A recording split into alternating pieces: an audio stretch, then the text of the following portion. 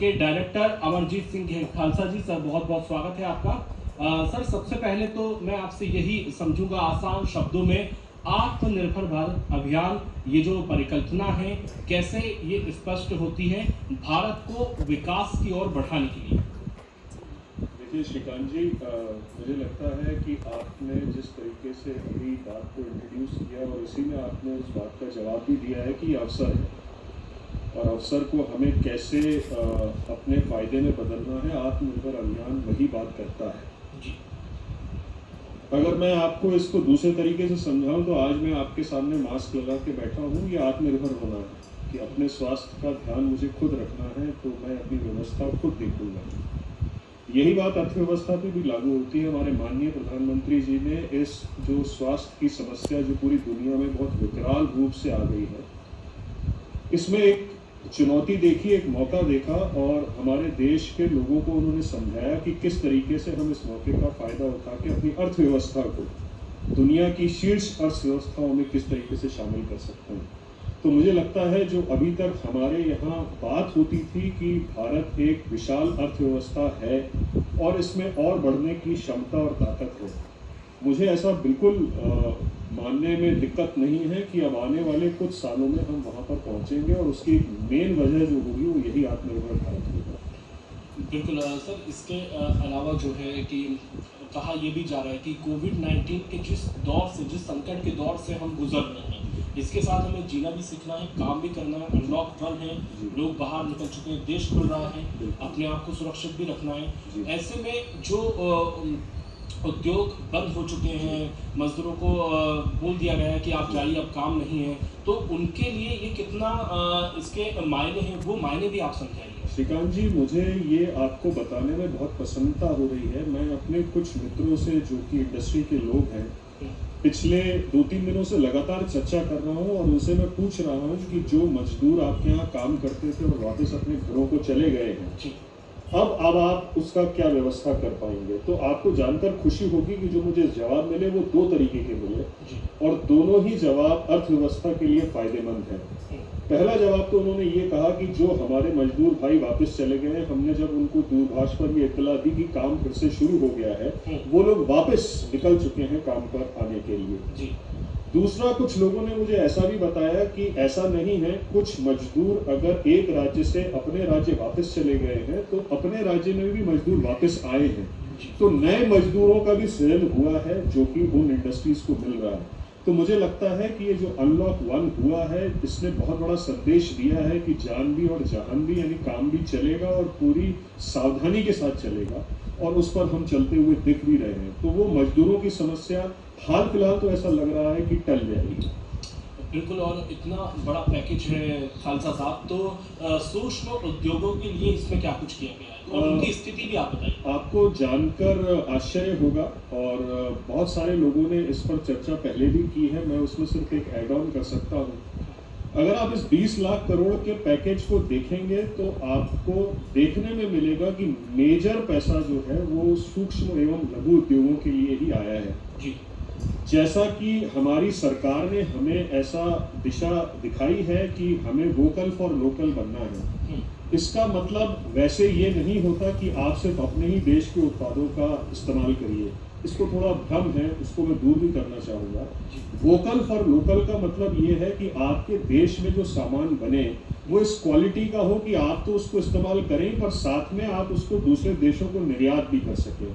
तो हमारा जो अभी अंतर्राष्ट्रीय व्यापार है वो एक तरफा ज़्यादा है कि हम बाहर से खरीदते ज़्यादा हैं और बेचते कम हैं। वोकल फॉर लोकल में ऐसा कहा गया है कि आप इस तरीके से अपने उत्पादों का निर्माण कीजिए कि आप इसको रिवर्स कर दें कि आप बाहर ज़्यादा भेजें और वहाँ से कम मंगाएं। तो मुझे लगता है कि सूक्ष्म एवं लघु उद्योग इसमें एक बहुत बड़ी कड़ी है।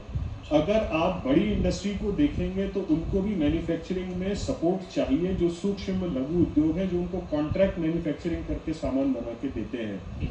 तो भारत सरकार ने बिल्कुल सही दिशा में इसको देखा और लगभग मैंने जो कैलकुलेशन अपने तौर पर किया है, 20 लाख करोड़ में लगभग 6.5 लाख करोड़ रुपया जो है लघु एवं सूक्ष्म उद्योगों की तरफ गया है। बताया ये गया है कि वो 3 लाख करोड़ है, लेकिन वो सिर्फ क्रेडिट के फॉर्म में है। अगर आप बाकी स्कीम्स को, टैक्सेशन की जो रियायतें मिली हैं या जिस तरीके से एम्प्लॉयमेंट को बढ़ावा देने के लिए काम किया गया है, वो सब अगर आप जोड़ लेंगे तो 6 से 6.5 लाख करोड़ रुपया जो है लघु एवं सूक्ष्म उद्योगों की तरफ आया है। ये एक बहुत ही सराहनीय कदम है। बिल्कुल। और इसके अलावा सर, जैसा कि प्रधानमंत्री श्री नरेंद्र मोदी जी ने कहा था जब वो इस पैकेज का ऐलान कर रहे थे कि भारत पहले आत्मनिर्भर इकाई ही थी, उन्होंने इसका जिक्र किया था, तो वो भी आप समझाइए कि कैसे वो था और अब हमें क्या करना होगा, क्योंकि सरकार अपने स्तर से काम तो कर ही रही है, क्योंकि कोविड-19 का काल है, आपको जान है जहान है, दोनों चीज़ों पर फोकस करना होगा। देखिए, ऐसा है, जान है जहान है, ये मुहावरा पहले भी होना चाहिए था, अब मुखर होकर सामने आया है। अगर हम सिर्फ अपने व्यापार को देखते रहेंगे, अपनी सेहत को नहीं देखेंगे, वो भी किसी देश के लिए अच्छा नहीं है। बिल्कुल। तो ये पूरी दुनिया के लिए एक संदेश भारत ने दिया है, और मैं भारत को इस मामले में अपने देश को मुबारकबाद दूंगा, बधाई दूंगा कि हमने पूरी दुनिया को एक नया रास्ता दिखाया है, जिसमें हमने कहा है कि जान है और जहान भी है, यानी कि आप अपने प्रकृति, पर्यावरण और स्वास्थ्य की भी चिंता करते हुए तरक्की करें। अब जो एकल इकाई की बात आपने करी है, वो बिल्कुल अपनी जगह सही है। अभी हमारे यहाँ जो डेवलपमेंट होता था, माफ कीजिएगा मैं थोड़े अंग्रेजी के शब्दों का प्रयोग कर रहा हूँ, पर मैं अपनी बात को बेहतर ढंग से बता पाऊंगा। आइसोलेशन में काम होता था। आइसोलेशन में काम होने का मतलब ये है कि कुछ क्षेत्र या सेक्टर्स पर हमारा फोकस ज्यादा होता था, दूसरे सेक्टर्स और क्षेत्रों के कंपैरिजन में। तो अब जो मोदी जी ने, प्रधानमंत्री जी, भारत सरकार के जो हैं, उन्होंने जो दिशा निर्देश दिए हैं, वो कहा गया है कि आप सारे सेक्टर्स को साथ लेके चलिए, और ये बताया भी गया, जो 20 लाख करोड़ का पैकेज है, भारत के इतिहास में पहली बार ऐसा हुआ है कि उसको अगले 5 दिनों तक हमारी माननीय वित्त मंत्री जी ने खोल के समझाया है कि किस क्षेत्र के लिए कितना पैसा जाएगा। तो ये अपने आप में बताता है कि अब एकल इकाई की तरह काम नहीं होगा, सारे क्षेत्रों को मिलकर काम करना होगा, जो कि देश की अर्थव्यवस्था को पटरी पर लाने के लिए बहुत जरूरी है। बिल्कुल, ये ना पहले एकांतवास की तरह होता था, अब वो सबका साथ समग्र रूप से लेके चलने वाली बात है। समग्रता जो है पूरे प्लान में आई है। सर, मध्यम उद्योगों के लिए इस पैकेज में क्या चीज? बहुत बढ़िया, बहुत बढ़िया, मतलब जिसकी भूरी भूरी प्रशंसा की जानी चाहिए वो है। मैं आपको एक छोटा सा पॉइंट देके बताता हूँ। पहले क्या होता था कि अगर आपके जो बिजनेस है, जो व्यापार है, उसमें इन्वेस्टमेंट अगर 25 लाख तक है तो आप सूक्ष्म में आते थे, यानी माइक्रो एंटरप्राइज कहलाते थे। अगर उसके बाद आप 5 करोड़ रुपए तक की पूंजी लगाते थे तो आप मीडियम में, स्मॉल में आते थे, और उसके बाद अगर आप 10 करोड़ तक जाते थे तो आप जो है मीडियम इंडस्ट्री में आते थे। और पहले क्या था कि सिर्फ मैन्युफैक्चरिंग सेक्टर को, यानी अगर आप निर्माण में हैं तो ही आप एसएमई में आते थे। अब ऐसा नहीं है। अब क्या है कि अगर आप निर्माण में हैं या सर्विस सेक्टर में, जो आपसे मेरी पहले भी बात हो रही थी कि सर्विस सेक्टर के लिए क्या महत्वपूर्ण इसमें है, तो अगर कोई बिजनेस जो निर्माण नहीं करता है और सर्विस इंडस्ट्री में है, वो भी एसएमई की डेफिनेशन में अब आ गया है, यानी कि निर्माण और सर्विस में कोई फर्क नहीं रह गया, और वो पूंजी को बढ़ा दिया गया। आपको जानकर बहुत खुशी होगी, जो 25 लाख की पूंजी थी वो 1 करोड़ कर दी गई है, जो 5 लाख की पूंजी थी वो 10 करोड़ कर दी गई है, और जो 5 करोड़ की पूंजी थी वो 20 करोड़ कर दी गई। यानी कि इस इन्वेस्टमेंट तक की कंपनीज को एसएमई के सारे फायदे मिलेंगे। पहले क्या होता था कि बिजनेस ऑर्गेनाइजेशंस या जो व्यापारिक लोग हैं, वो अपने व्यापार को बढ़ाने की कोशिश ही नहीं करते थे, क्योंकि वो ये मानते थे कि अगर वो 25 लाख से ऊपर निकल गया तो मुझे फायदा माइक्रो एंटरप्राइज का नहीं मिलेगा। अब उसको 1 करोड़ तक कर दिया गया, तो वो अपने व्यापार को 4 गुना बढ़ा सकता है। ये कैपेसिटी भारत सरकार ने हमारे व्यापारिक संगठनों को और औद्योगिक इकाइयों को दिया है। मुझे लगता है बहुत ही रेडिकल स्टेप है। लोगों को धीरे धीरे बात समझ में आएगी, लेकिन मैं आपको वादा करता हूं कि आने वाले 1 साल में आपको इंडस्ट्री की तरफ से इसकी बहुत बुरी बुरी प्रशंसा इस काम की मिलने वाली है। बिल्कुल, यानी कि इसके दूरगामी जो Yes, है yes, वो बिल्कुल। बहुत ही जी, पॉजिटिव मिलेंगे। जी, जी। इसीलिए सूक्ष्म उद्योगों की जो मैन्युफैक्चरिंग परिभाषा रहती है जी। और जो उसमें लागत है, उस सीमा को भी बढ़ा दिया गया है। बिल्कुल, आप देखिए ना, 4 गुना आप बढ़ा देते हैं। अच्छा, पहले तो सिर्फ और सिर्फ आपकी इन्वेस्टमेंट पर डिपेंड करता था, अब इन्वेस्टमेंट के साथ टर्नओवर को भी ले लिया गया, यानी कि अगर आपकी सेल जो है वो भी एक लेवल तक है, भले इन्वेस्टमेंट ना हो तो भी आप उस कैटेगरी में आएंगे। तो मुझे लगता है इससे बेहतर अभी काम नहीं हो सकता था। एसएमई की डेफिनेशन में जो लॉन्ग लास्टिंग चेंज होना था वो हो गया। बिल्कुल सर, एक बात और कही जाती है कि हमें जो ये पैकेज मिला है इसमें ये भी दर्शाने की कोशिश करिए कि हमारी जो इकोनॉमी है वो नॉलेजेबल जी। हो, और नॉलेजेबल इकोनॉमी अगर समाज पे जाएगी तो उसका फायदा मिलेगा। तो इसको भी आप समझाइए कि कितनी ज़रूरी हो जाती है नॉलेजेबल इकोनॉमी। यस, हिंदुस्तान की अगर आप डेमोग्राफी को समझेंगे, डेमोग्राफी से मेरा मतलब है अगर एक क्षेत्र को हम पकड़ें लोगों की उम्र, जी। तो हमारे देश में जो जनसंख्या है उसमें लगभग 60% जनता जो है, जो जनसंख्या है उसकी उम्र जो है वो 18 साल से 30 साल की उम्र के बीच में। ये हमारे देश की डेमोग्राफी और खूबी है। अब आप समझिए कि जो 18 से 30 साल के लोग हैं ये एजुकेटेड लोग हैं जो अभी अभी पढ़ाई कर कर निकले हैं। तो जो पढ़ाई करने वाले लोगों की तादाद अगर ज्यादा होगी तो वो अर्थव्यवस्था को नॉलेज इकोनॉमी होना ही होता है। तो हमारे देश की इकोनॉमी नॉलेज इकोनॉमी है, ये इस बात से जाहिर होता है। अब सवाल ये है कि इसको इस पैकेज में कैसे लिया गया। बिल्कुल, अगर आप देखें तो इस पूरे पैकेज में स्टार्टअप्स पे बहुत फोकस किया गया है। स्टार्टअप्स यानी कि जो पहली पीढ़ी व्यापार की नए आइडिया के साथ अगर कोई बिजनेस अपना शुरू करता है तो भारत सरकार ने उसके लिए 10,000 करोड़ रुपए का अलग फंड बनाया है जो वित्तीय सहायता उन स्टार्टअप्स को दी जाएगी। तो अगर आप थोड़ा सा रिसर्च करके देखेंगे कि हमारे देश में जो अभी करंट में स्टार्टअप्स काम कर रहे हैं वो मैक्सिमम स्टार्टअप्स जो हैं नॉलेज बेस्ड इंडस्ट्री में काम कर रहे हैं, इनोवेटिव आइडियाज पे काम कर रहे हैं। उनको 10,000 करोड़ रुपए की फंडिंग देना ये इस बात को दिखाता है कि हम नॉलेज इकोनॉमी की तरफ अग्रसर हैं। बिल्कुल, यानी कि जो लोन की व्यवस्था सरकार ने की है, सरकार लोन देगी। मैं थोड़ा सा आपको करेक्ट करना चाहूंगा, वो 10,000 करोड़ रुपए का लोन नहीं है, इक्विटी है, यानी कि उसमें सरकार अपनी तरफ से अपना परसेंटेज ऑफ इन्वेस्टमेंट भी डालने को तैयार है, जिसको फंड ऑफ फंड के नाम से भारत सरकार ने कहा है। तो वो सिर्फ लोन के फॉर्मेट में नहीं है, वो स्कीम्स तो अलग है। भारत सरकार उनको आर्थिक प्रोत्साहन देने के लिए 10,000 करोड़ रुपए का फंड अलग रखा गया है। बिल्कुल, यानी कि स्टार्टअप के लिए ये बड़ी व्यवस्था सरकार बड़ी व्यवस्था की गई और ये इशारा है कि स्टार्टअप्स जो है इनोवेटिव और नॉलेज बेस्ड इंडस्ट्री की तरफ आगे बढ़े। बिल्कुल, एमएसएमई सेक्टर पर पूरा जोर है। Yes. तो इनकी स्थिति भी आप बताइए कि कैसे इस पैकेज का ऐलान हुआ और उसके बाद से अब धीरे धीरे पटरी पर आ रही है। मैं इसके लिए आपसे थोड़ा सा समय चाहूँगा, कुछ सेकंड ज़्यादा लूँगा आपको इस बात को समझाने के लिए। ऐसा कुछ जगहों पर मैंने पढ़ा कि कुछ अर्थशास्त्रियों ने इस बात को भी लिखा है कि एसएमई के लिए भारत सरकार ने मेजर जो काम किया है वो सिर्फ क्रेडिट देने का किया है, यानी लोन देने का किया है। तो ये अपने आप में पैकेज कैसे हुआ। मैं उनकी सारी बात का सम्मान करते हुए एक बात कहना चाहूँगा कि कुछ हद तक वो सही है, लेकिन अगर आप आज के परिप्रेक्ष्य में देखेंगे तो ये पैकेज है। मैं आपको समझाना चाहूँगा कैसे है। देखिए, आप 22 तारीख को आपका पहला जनता कर्फ्यू लगा था और 25 तारीख को हिंदुस्तान बंद हो गया था। जी। मेरा सभी से ये पूछना है कि क्या किसी को 15 मार्च को इस बात का आभास भी था कि हमारे यहाँ लॉकडाउन होगा या हमारा देश बंद हो जाएगा। ऐसा किसी को आभास नहीं था और ये ऐसी परिस्थिति बनी कि हमको मजबूरीवश तुरंत करना पड़ा। जी। ऐसी स्थिति में अगर आप समझें तो किसी भी कंपनी के पास ऐसा नहीं था कि उसके पास ऑर्डर नहीं थे या उसका माल बिका नहीं था। उसकी समस्या क्या थी कि ऑर्डर हैं वो पूरे नहीं कर पाया, माल बन गया वो भेज नहीं पाया, या जो 3 महीने की प्रोडक्शन साइकिल है वो करना चाहता था पर कर नहीं पाया। ऐसी स्थिति में इंडस्ट्री की डिमांड क्या है? ये डिमांड नहीं कि हमारा माल बिक जाए, उनकी डिमांड ये कि जो हमारा ऑपरेटिंग साइकिल रुक गया है उस ऑपरेटिंग साइकिल को चलाने के लिए हमें तुरंत पैसे की जरूरत है। वो व्यवस्था सरकार ने करी। तो सरकार ने ये माना कि जो अभी इमीडिएट इलाज है वो क्रेडिट ही है कि किसी तरीके से लिक्विडिटी, पैसे की उपलब्धता, तरलता जो है इंडस्ट्री के पास आ जाए। अब सवाल ये है कि जब वो इससे उबर जाएंगे तो आगे क्या होगा। उसके लिए भारत सरकार ने जो एग्रीकल्चर में लगभग 1.5 लाख करोड़ रुपए का खर्चा किया है, ये भारत देश की कंजम्पशन को बढ़ाएगा।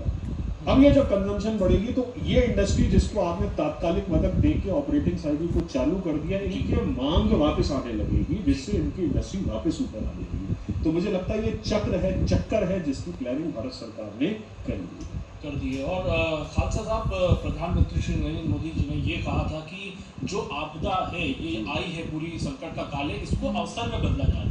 तो ये आपदा को अवसर में इम्प्लीमेंट कैसे किया जाए और कैसे होगा ये? देखिए, ये तो भारत देश के नागरिक सालों से करते आए।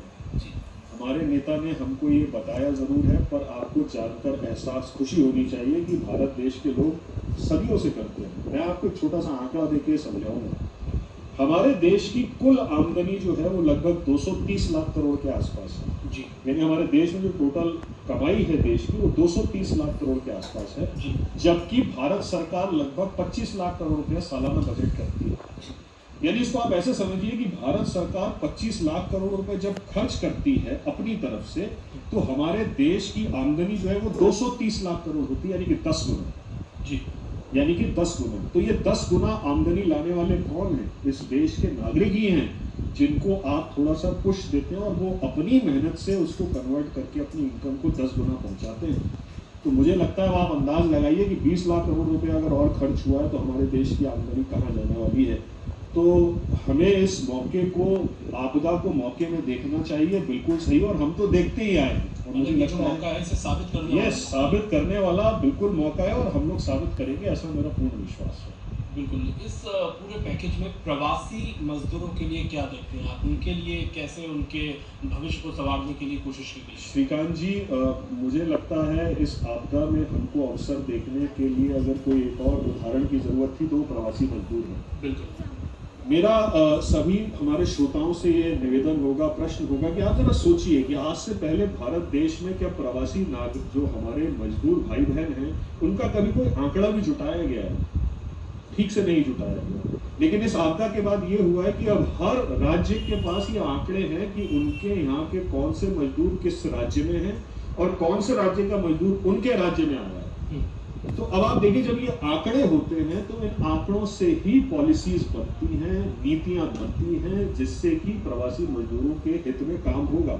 उदाहरण के तौर पर अगर हम अपने राज्य की बात करें, मध्य प्रदेश की, तो कल एक और आपने पोर्टल के बारे में सुना होगा जो कि हमारा रोजगार सेतु का काम कर रहा है।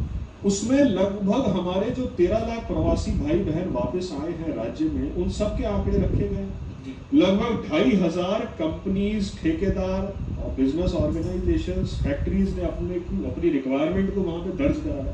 वहां से उनको रोजगार मिलना भी शुरू हो गया, नियुक्तियां चालू हो गई हैं। तो मुझे लगता है कि प्रवासी मजदूरों के लिए तो इस पूरी आपदा में इतना बड़ा मौका निकल के आया है कि वो सब मेन स्ट्रीम में आने की तरफ हैं।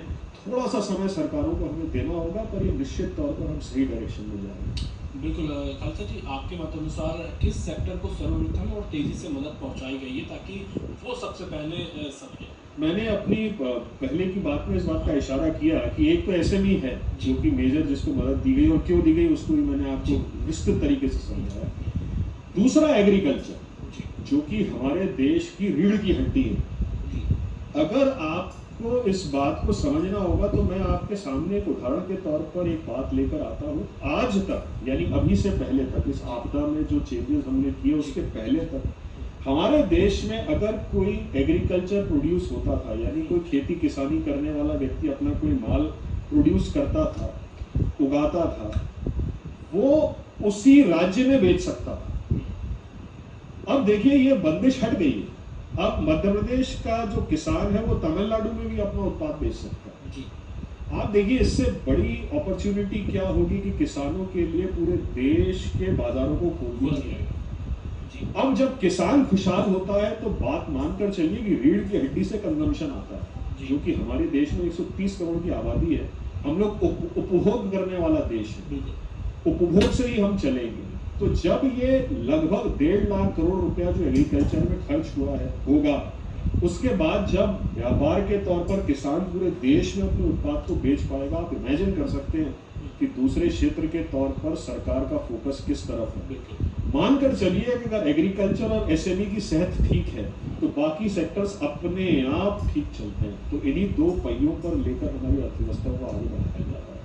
20 लाख करोड़ के इस पैकेज में गरीब और किसानों को क्या मिला है, खास करके गरीब, क्योंकि इस पर सरकार का ज़्यादा फोकस है और सबसे ज़्यादा परेशानी भी इन्होंने ही भोगी है, चाहे वो लॉकडाउन हो, चाहे वो अनलॉकडाउन हो। सरकार ने बहुत ध्यान रखा है उसका। इस बात को अगर आप किसी ऐसे व्यक्ति से पूछेंगे जिसको इसका फ़ायदा मिला है, वो आपको और निश्चित तौर पर बता पाएगा। जिस तरीके से राशन का इंतज़ाम निचले तबके के लोगों के लिए किया गया है, आने वाले समय में रिसर्च होगी और ये बताएगी कि इससे बड़ा राशन का इंतजाम पूरी दुनिया में कहीं किसी वर्ग के लिए नहीं हुआ होगा। दूसरा, आज भी अगर आप एक बीपीएल कार्ड धारक व्यक्ति से बात करेंगे तो हर व्यक्ति के, वो भी महिला, अकाउंट में 500 रुपया पर महीना सरकार ने डाला है और वो मिल भी रहा है। तो मुझे लगता है जो तात्कालिक मदद ऐसे लोगों के लिए करनी चाहिए थी वो सरकार ने करी है। हालांकि एक बस विषय वही है कि प्रवासी जो मजदूर भाई हैं उनके जो ट्रांसफर में थोड़ी सी दिक्कत आई है, वो दिक्कत हम थोड़ा और बेहतर ढंग से पूरी कर सकते थे। उसके अन्यथा अगर आप देखेंगे तो व्यवस्थाएं जो है जितनी हो सकती थी इस मौके पर वो की गई। बिल्कुल खालसा साहब, आप ये मानेंगे कि अगर हमें भारत को विकास की ओर लेकर जाना है इस कोविड-19 की जो चपेट में आया है, तो हमें प्राइमरी और सेकेंडरी और कौशल विकास को इकोनॉमिकली बहुत मजबूत करना होगा, तभी हम विकास की ओर जा सकते हैं। हाँ, मैं आपकी बात से बिल्कुल सहमत हूँ और मुझे लगता है कि इसमें कोई बहस का मुद्दा है ही नहीं। अगर हम कौशल विकास की तरफ ध्यान दे पाएंगे तभी ये सारे इंतजामों का हमें फ़ायदा मिलेगा। अदरवाइज आप देखिए, इंडस्ट्री चल रही है उसको मजदूर ना मिले, इंडस्ट्री चल रही है उसको कुशल कारीगर ना मिले, तो किसी काम की व्यवस्था रहेगी नहीं। तो सरकार ने जब वोकल फॉर लोकल की बात की है तो मेरा ये पूरा मानना है कि सरकार का कौशल विकास पर भी ध्यान होगा ही। हाँ, निश्चित तौर पर वो अभी तुरंत इस पैकेज में तो हम इस तरीके से नहीं निकाल सकते कि कौशल विकास के लिए क्या किया गया है, लेकिन अगर आप बात को समझेंगे तो ये तुरंत में उसकी ज़रूरत थी भी नहीं। अभी तुरंत में तो हमें अपने चक्कर को, पहिए को, इंडस्ट्री को चलाना है, जो कि चलाया गया है। पर हाँ, कौशल विकास पर हमें बहुत ध्यान देना पड़ेगा और इसमें बहुत कुछ करने की गुंजाइश अभी भी है। जो हमारा रोजगार सेतु मध्य प्रदेश सरकार का बना है, ये उसी में एक पहल मुझे दिखती है जो आने वाले समय में हमारे लिए बहुत फायदेमंद होगी। बिल्कुल, एग्रीकल्चर सेक्टर की आपने बात की कि सरकार ने उस पर विशेष तौर पर ध्यान दिया है, लेकिन आप क्या मानते हैं कि किसानों की आय को दुगनी करने का लक्ष्य हर बार रखा जाता है, उसके लिए क्या और करना चाहिए ताकि वो वाकई में किसानों की आय दुगनी हो सके? आज से पहले, यानी इस पैकेज से पहले, श्रीकांत जी, एक प्रबुद्ध पत्रकार होते हुए अगर आपने मुझसे सवाल किया होता तो शायद मेरे पास जवाब ना होता कि ये किसानों की आमदनी को दुगना करना है, पर ये होगा कैसे। अगर आप ये सवाल मुझसे कर देते तो मैं आपसे हाथ जोड़कर बोलता कि मेरे पास इस बात का जवाब नहीं है। लेकिन अभी जो कदम उठाए गए हैं, जो कि मूवमेंट ऑफ एग्रीकल्चर प्रोड्यूस पूरे देश में खोला गया है और जिस तरीके से सप्लाई चेन को बनाने के लिए लगभग 1 लाख करोड़ की व्यवस्था की गई है, मैं श्योर हूं कि आमदनी दुगनी तरफ होने के लिए हम अग्रसर हैं। कितने समय में दुगनी हो पाएगी, पूरी दुगनी हो पाएगी कि नहीं हो पाएगी, ये थोड़ा समय पर हमें छोड़ना पड़ेगा, पर रास्ते पर हम चल जरूर चुके हैं। अब मेरे पास आपकी इस बात का जवाब जरूर है कि उसका रास्ता है। जी बिल्कुल, यानी कि लक्ष्य अच्छा है और बिल्कुल संकल्प बहुत अच्छा लिया गया है, लेकिन खालसा जी, इस पूरे पैकेज को लेकर आप जनता को क्या मैसेज देंगे, क्योंकि लोग अभी भी परेशान हैं, पशुपेश में है कि स्थिति साफ नहीं हो रही है कि क्या करना है क्या नहीं करना है, तो आप ऐसी क्या जनता को 3 टिप्स देंगे कि वो आत्मनिर्भर बने, अपने काम करें और आगे बढ़े? देखिए, 23 मई को मैंने एक लेक्चर किसी फोरम पर दिया था जी, और 23 मई को ये बात मैंने कही थी कि भारत में मैं वी शेप रिकवरी देखता हूँ। अब मैं अगर आप दर्शक को समझाना चाहूँ, वी शेप रिकवरी का मतलब, अगर आप वी साइन को, अल्फाबेट को देखें तो वो ऐसा और ऐसा होता है, यानी जिस तरीके से नीचे जाना उसी तरीके से ऊपर आना और वहीं पहुंच जाना जहां से आप चले थे। तो मैंने 23 तारीख को जिक्र किया था उस फोरम पर कि हम वी शेप रिकवरी को देखेंगे। उस समय पर बहुत लोगों ने मेरी बात को माना नहीं था और मानने में दिक्कत होनी भी चाहिए अभी, लेकिन मेरे पास उसका तर्क है जो मैं अभी आपको अगले कुछ सेकंड में बताऊंगा। तो उसका तर्क बड़ा सिंपल था। मैं अपने आम दर्शक से पूछना चाहूंगा, जैसा कि आपका इशारा है कि मुझे आम दर्शक के उत्साह को भी समझना है कि ये क्या है, तो आम दर्शक को मैं बताना चाहूंगा कि अगर मैं आपसे ये कहूं कि अगले 3 महीने बाद आपके यहाँ कोविड की समस्या खत्म हो गई है, ईश्वर करे हो जाए जी, तो मुझे आप बताइए कि क्या आपको लगता नहीं है कि हमारे देश में सारा काम पहले जैसे वैसे ही होने लगेगा? लोगों का बाइंग, सेलिंग, व्यापार करना, सोचने का नजरिया, अगर वो वैसा ही होगा तो वी शेप रिकवरी क्यों नहीं होगी? और ये सिर्फ मैंने नहीं कहा, मैं जब आपके पास आज आया हूँ तो ईश्वर ने भी मेरा थोड़ा साथ दिया है और आज फिच, जो दुनिया की बहुत बड़ी रेटिंग एजेंसी है, उसकी सुबह ये खबर आई है कि हमारे देश की वापस जीडीपी विकास की दर 9.5% 2021 के बाद 21-22 में ही हो जाएगी। ये वी शेप रिकवरी नहीं है तो क्या है? और इसका तर्क मैंने आपको समझाया। बिल्कुल, यानी कि जो आत्मनिर्भर भारत अभियान है, ये बेहतर लक्ष्य है और इसको हमें सबको हासिल करना है ताकि हम किसी पर डिपेंड नहीं रहें और होना भी चाहिए। सेल्फ डिपेंड, सेल्फ आत्मनिर्भर का जो एक जोश है और जो करने का मज़ा है खालसा साहब, वो तो बहुत छोटा अच्छा सा है। करेक्शन में जी, करना बिल्कुल। चाहूंगा, वोकल फॉर लोकल का मतलब ये नहीं है कि हमें अंतर्राष्ट्रीय व्यापार नहीं करना है, अपने फेवर में करना है, बिल्कुल। ये फर्क है। बिल्कुल, ये फ़र्क है और इससे हासिल करने के लिए भारत लड़ रहा है।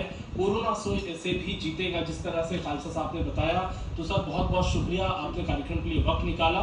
तो मध्य प्रदेश दूरदर्शन की खास पेशकश में इतना ही, आप बने रहिए हमारे साथ। नमस्कार। मैं आखिरी में मैसेज देना चाहूंगा, सभी लोग मास्क पहने और सोशल डिस्टेंसिंग का पालन करें।